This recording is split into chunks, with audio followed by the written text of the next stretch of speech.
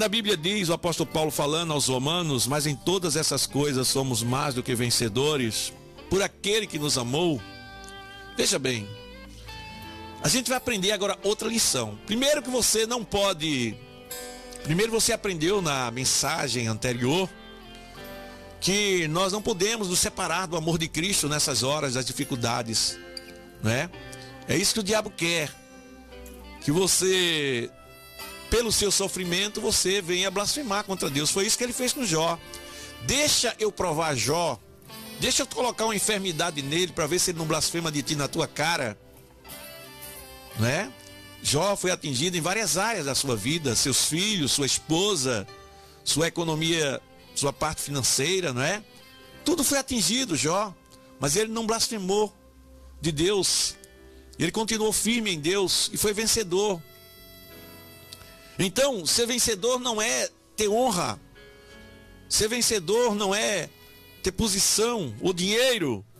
E aqui a palavra de Deus nos traz algumas situações específicas na vida de um crente vencedor. Então, veja bem, quando a Bíblia diz aqui, Romanos capítulo 8, versículo 37, mas em todas essas coisas somos mais do que vencedores por aquele que nos amou. Aí eu aprendo aqui uma lição. Eu aprendo aqui uma lição que eu sou vencedor não é por mim mesmo. Preste atenção, não é por mim mesmo, é por aquele que nos amou. É por Cristo que eu sou vencedor. É através dele que eu sou vencedor. O que significa isso, pastor? Ser vencedor através de Cristo. Jesus, em determinada ocasião, ele nos declarou que sem mim nada podereis fazer. Veja bem, meu querido, sem mim nada podereis fazer. Ele estava nos orientando que nós deveríamos depender dele. Ele quer que nós, seus filhos, venhamos a depender dele. Entenda bem, nós fomos feitos criaturas com a imagem e semelhança de Deus, lá no Jardim do Éden.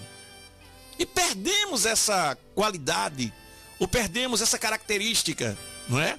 Imagem e semelhança de Deus na sua totalidade. Perdemos com o pecado. Passamos a condição agora de criaturas pecadoras, dignas do inferno, criaturas sem esperança, que por si só não pode fazer nada. Então, amados, a Bíblia nos mostra que nós, meus amados, somos mais do que vencedores por aquele que nos amou.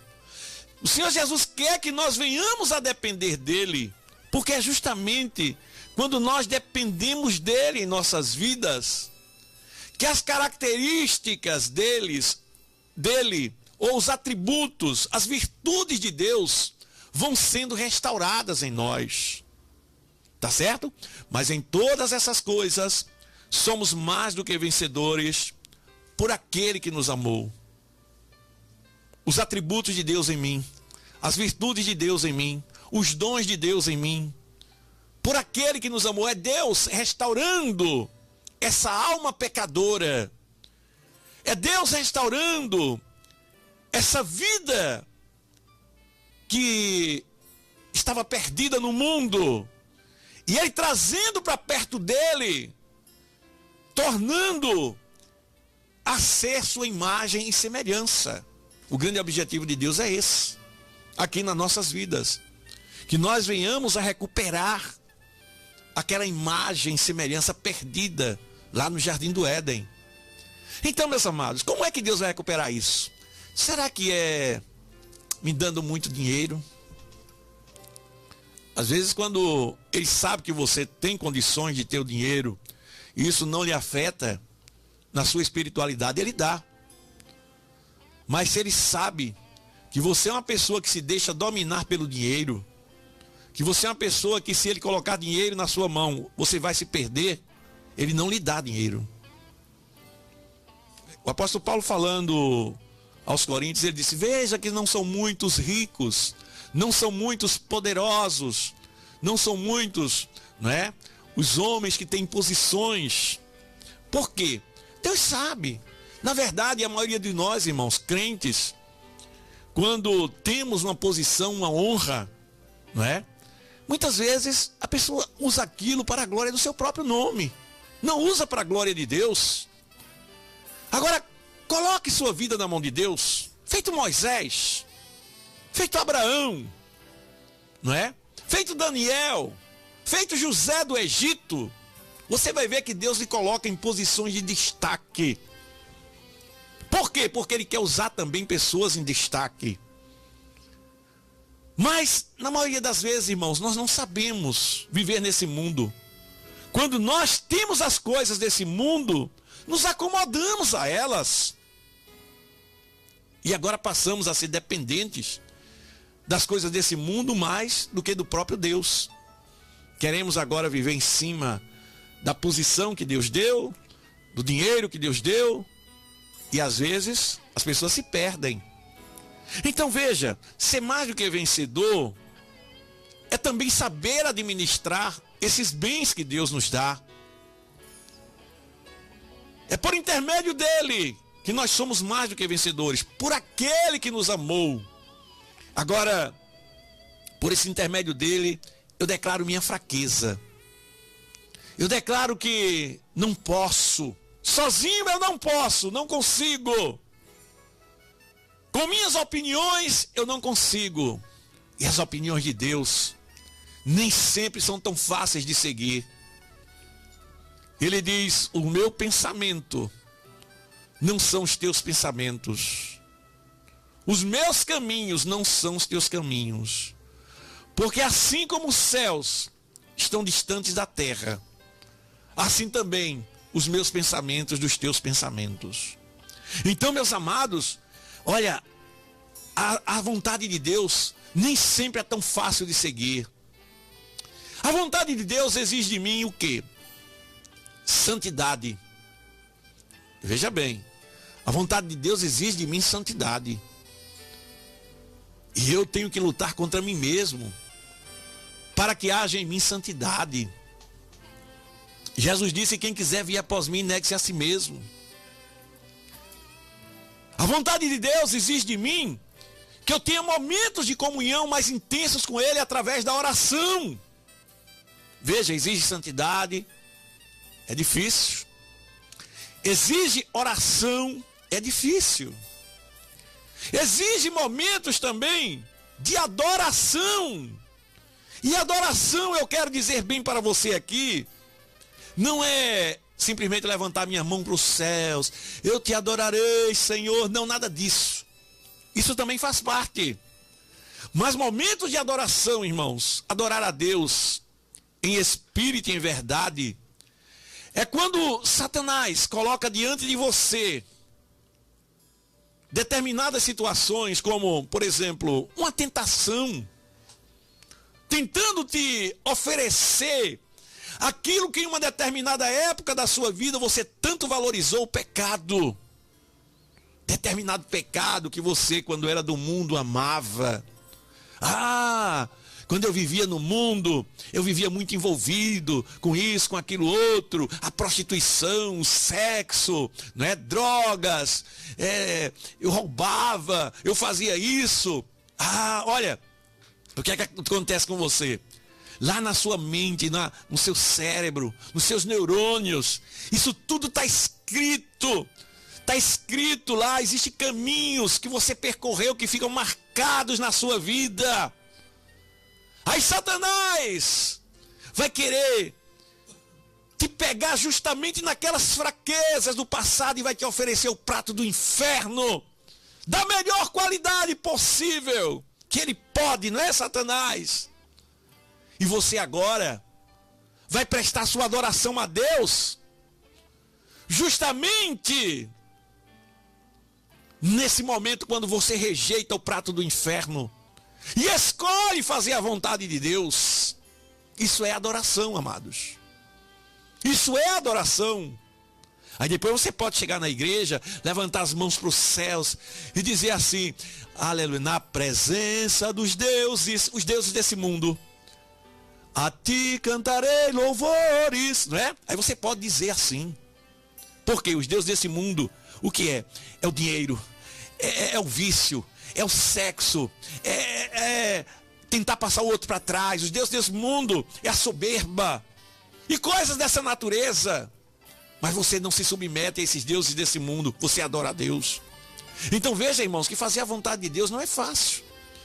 Ele exige santidade, ele exige momentos de oração, ele exige adoração. Deus procura. Ele disse para a mulher, está escrito lá, não é? Aleluia, que Deus procura verdadeiros adoradores, que lhe adorem em espírito e em verdade. Aleluia, bendito seja o nome do Senhor. Então, meu querido, minha amada irmã, você precisa entender que ser vencedor é vencer essas circunstâncias da vida, chegando cada vez mais perto de Deus. E aqui na palavra de Deus, o apóstolo Paulo disse, né? Quem nos separará do amor de Deus? A tribulação? Está passando por tribulação? O que não é vencedor, a primeira coisa que ele diz é o seguinte: quando vem a tribulação, ele diz, eu vou deixar de ser crente, eu vou me apartar do evangelho. O que é isso? Não é um vencedor, irmãos.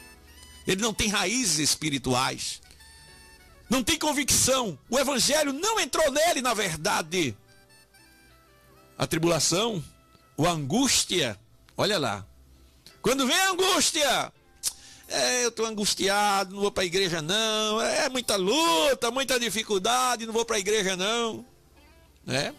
A perseguição, não vou para a igreja não, que estão me perseguindo, vou não, o pastor não me vê, os irmãos fulano me perseguindo. Ei, você é um verdadeiro vencedor ou você é um covarde, vai recuar? Tu está deixando que as pessoas te persigam e te colocam para fora da igreja, é isso? Veja bem, tribulação, angústia, perseguição, fome. É a fome que... Jesus, até quando, Jesus, eu vou ficar nessa prova, passando fome, Jesus? Não consigo emprego, não consigo nada. Você está sendo tratado. Na verdade é isso. Você está sendo tratado. E aqui fala mais. Perigo! Não vou para a igreja não. Não vou para a igreja não, estou ameaçado de morte. Não vou ser mais crente não. E coisas desse tipo. Tô com essa enfermidade, não dá para ir para a igreja. Vai te arrastando para a igreja. Deus vai fazer um milagre. Já fui contemplado como um presente de Deus, já fui curado de uma enfermidade assim, porque insisti, estava com pedra no rim, doendo tremendamente, eu tinha uma vigília marcada e fui para a vigília. Fui lá nessa vigília que Deus me deu a minha vitória. Ali sentindo dor, para a glória de Deus, fui socorrido, mas eu fui para a vigília. Veja bem, quando eu estava na vigília, bateu uma crise terrível e eu fui socorrido, fui levado para o hospital. Pastor, e por que Deus não curou na vigília? Eu não sei. Sabe como foi que ele curou? Lá no hospital. Não foi com o médico não. O médico me deu uma injeção. Eu já estava com radiografias, tudo, esperando a segunda-feira chegar, para ver se ia ser preciso operar ou não. Já tinha feito exames, tudo. Somente saber, para falar com o médico, para ver se ia preciso operar. E quando eu cheguei lá no hospital, socorrido, no meio da vigília, continuei cantando lá na enfermaria, no atendimento, no pronto atendimento lá, do hospital da Polícia Militar. Continuei cantando com minha esposa. E quando foi por volta das 4h30 da manhã, o efeito da anestesia passou e eu não estava sentindo mais dor. Eu disse, doutor, eu vou me embora, eu estou bom. E ele disse, mas você tem que esperar o médico, você não está bom coisa nenhuma, você talvez precise aí tomar outra, assim, se essa crise atacar. Eu disse, doutor, olha, Jesus me curou. E eu estava com tanta convicção, irmão, que ainda voltei lá na vigília. Cheguei lá por volta das 5 horas da manhã, 5h30, acabou a vigília. Tinha acabado a vigília, os irmãos ainda estavam lá comendo munguzá. E para a glória de Deus, né, esses exames que eu tinha, que eu possuía, não sei se existe mais na minha casa, Irmã Sandra sabe, mas eu tinha lá parecer do médico, radiografias, tudo, uma pedra no rim. E ela não saiu pela urina, não saiu coisa nenhuma assim, ela saiu, foi pelo milagre de Deus, desapareceu. Por quê? Porque eu perseverei. Eu fui para a vigília. O fato é que a gente se acomoda, meus queridos. A gente se acomoda, fica em casa. Qualquer coisa, basta uma chuvinha. Não vou para a igreja, não. Ah, já essa luta, ainda mais essa chuva, essa dificuldade. Meu querido, ou você é um adorador, ou você é um covarde. Ou você é um vencedor, ou você é um covarde. Não é? Então, o que é que vai me separar do amor de Deus? Tribulação? Angústia? Perseguição? Fome? A nudez? Perigo? Espada? Ah, pastor, eu só tenho um vestido para ir para a igreja. Só tenho essa roupa feia para ir para a igreja. Só tenho esse paletó. O povo já me conhece. Sim, é Deus que está permitindo isso. Vai dando glória a Deus. Deixa eu falar de ti.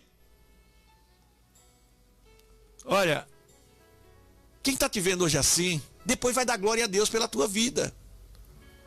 Agora, se você continua perseverando nessa situação, você não vai mudar. Tem que haver mudança. Se Deus está permitindo isso na tua vida, é porque Ele quer mudança interior em você. Dá para você entender isso? Ele quer mudança interior na tua vida. E você fica sempre protelando, tentando levar a coisa assim. Não, não dá não, não vou não. Começa a orar. Começa a jejuar. Começa a ser mais fiel a Deus. Começa a deixar Deus trabalhar na tua vida. Mais santidade. Você vai ver que Deus vai fazer um milagre. É assim, meu querido. Tá certo? Então fica com essa palavra aí. Tá bom? Fica a palavra aí com essa palavra e lembre-se. Diz aqui o texto, olha. Mas em todas essas coisas somos mais do que vencedores por aquele que me amou, que nos amou, não é? Nem a tribulação, nem angústia, nem perseguição, nem fome, nem nudez, nem perigo, nem espada, nada pode me separar do amor de Deus que está em Cristo Jesus. E ele diz mais aqui ainda, depois do versículo 37, porque eu estou certo que nem a morte, nem a vida, olha só que coisa tremenda, nem anjos, nem potestades, nem presente, nem porvir, nada poderá nos separar do amor de Deus que está em Cristo Jesus.